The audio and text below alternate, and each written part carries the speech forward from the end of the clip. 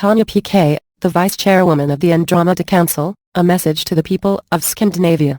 This text is from an article on nyhetsbillet.no. In English, The News Mirror. Publication date, March 10, 2013. Greetings by Tania. This is Tania, Vice Chairwoman of the Andromeda Council. I am here to share with you some insight about my home world, Tiriel of the Mirage star system of the Andromeda constellation as you view it from your skies and star maps. About planet Tiriel. My home world consists of several big and small islands in the vast ocean. They are clustered together on one side of the planet. Most of the planet is covered by water. There is a major mountain range, of a purple hue in color, named Piekae Mountains on the largest continent named Seawise. The other major three islands include, Center 1, Nancy Cole, Upper 1, Mochi, Left 1 with volcano, Piekae. There are rolling hills, forests, lakes, rivers, foliage, grasslands, and beaches. The forests are very pristine in appearance. The grasslands are yellow in color. The beaches are white with crystalline specks to it. The water surrounding the shores are turquoise green clear see-through to bottom. The ocean is very blue in depth with some purple mixed in. The sky have a combination of pinkish yellowish hue to it during the day. The nighttime sky has a black look with the various sizes of the 6 colored moons that one can see at night as well as in the daytime. The colors are very vivid and very clear, not polluted. The animals on our world can communicate with us by sending to us imagery of their focus and thoughts. There are animals that are familiar to Earth's animals and then, again, there are animals that are not known to you. These animals on our planet are vegetarians. They eat plants, leaves, and various grasses. The intergalactic officials travel to our spaceport from the biosphere that protects Tiriel space and our planet. This is the same biosphere that transported our people to your planet. The spaceport is near the city where our official royal palace is located. This is where many of our important meetings take place. Interest in Earth. As to our interest with Earth in the early days of exploration, the Andromeda Council and its Galactic Federation offered a request for volunteers to take part in the exploration of planet Earth. And they approached us. Our Royal Council agreed to send their best team of volunteers with scientific and intergalactic exploration background to become part of the greater team of people to experience Earth. Travel to Earth. The original travelers from Tiriel came to Earth about 6,000 years ago. Along with other star people from their respective home worlds. The Tiriel volunteers were numbered in the 100s. There were approximately 2 billion people on my planet at that time. There are now approximately 4 billion people on my planet today. My planet today also vibrates at the mid-level of the 4th dimension. Back then, it was a 3rd-dimensional planet, like your Earth as of today.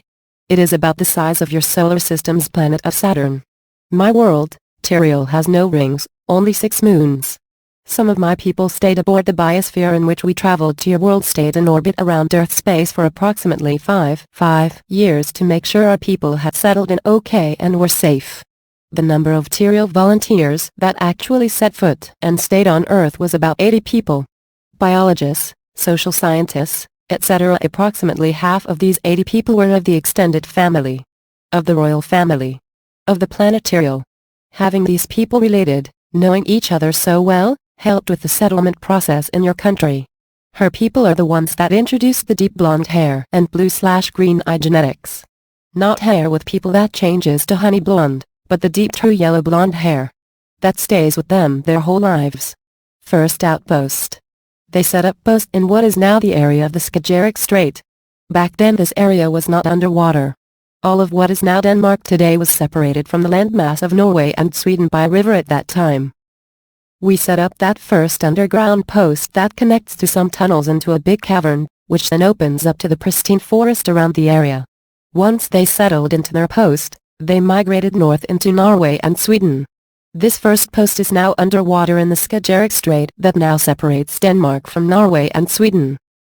Second outpost. The second outpost was in the Jotunheimen area of Norway.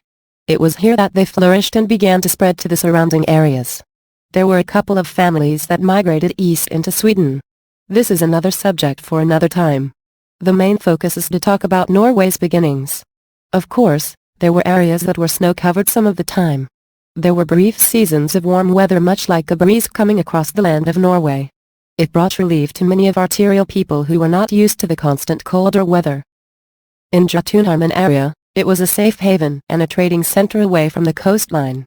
We built structures that can withstand the winds, rains, and raiders who raid for priceless commodity of food and warm clothing. It was a harsh environment in those days. Interaction with the local people. We observed the few local tribes that were survivalists and fierce people in the face of nature. The local clans banded together to survive and made a trading system work so that everyone, man, woman, child, could benefit from the trading. The local tribes did not lack for anything. Their belief systems were such that they included everyone as members of the expanding tribes. There was plenty of land to share between all of the local tribes. Everyone believes in the balance of life. It was a very simple tribal life. We were careful not to expose anyone to our advanced technology from our world. To not change the course of history, so that your people at this time could develop naturally. We kept it hidden. To them, it would like have been magic. We explored other areas when the weather was warmer during the spring season for herbs, flowers, plants, and other living organisms for healing and improvement of life among the tribes. Some of us have migrated as couples to continue to explore and live among the people.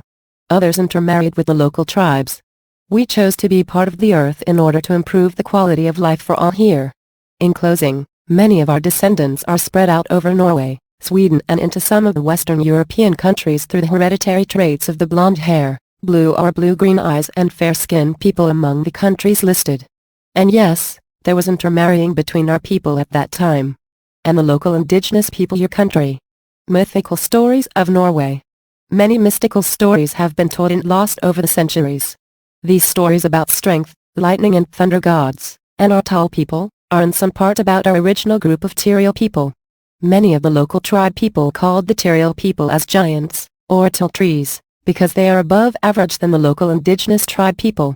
My people from Tyriel at that time who emigrated to your planet were on average, the men were 6'5" to 6'8". The women were 6 foot to 6'3". They were slim, solid build, not skinny. Tall, blonde. Good looking with beautiful looks. Even as fourth-dimensional people today we retain these features. Many of these people thought that our people used magic that created light, huts, irrigation for water, and traps for food. It was our use of technology. That many local people created your mythical Norse stories. Many tribesmen saw the ones who go to the coastline, swimming like a fish. They were amazed that material people have no fear of water.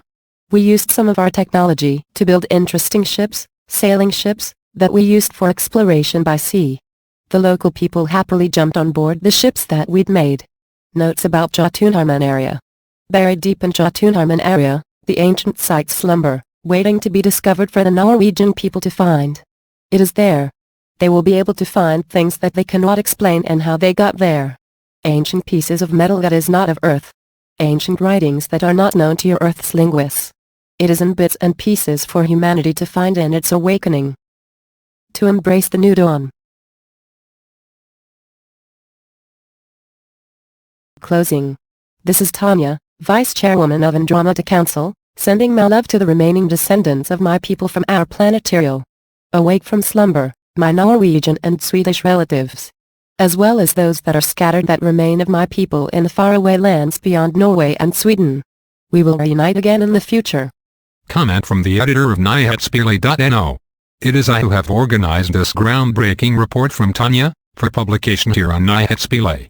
This was a spin-off from the interview with Tolik that I conducted during Christmas, which originally was not planned. The reason that I snatched up this very interesting historical information is that Tolik, who at the time was conducting interviews in local languages around the world, almost in passing mentioned to Tania that he would conduct an interview with a person from Norway. According to Tolik, Tania blushed when she heard this, and the reason for this turned out to be she knew the story of the ancient immigrants from Tyriel to Earth. A story which the civilization on Tyriel had known for a long time. This was unknown for Tolik.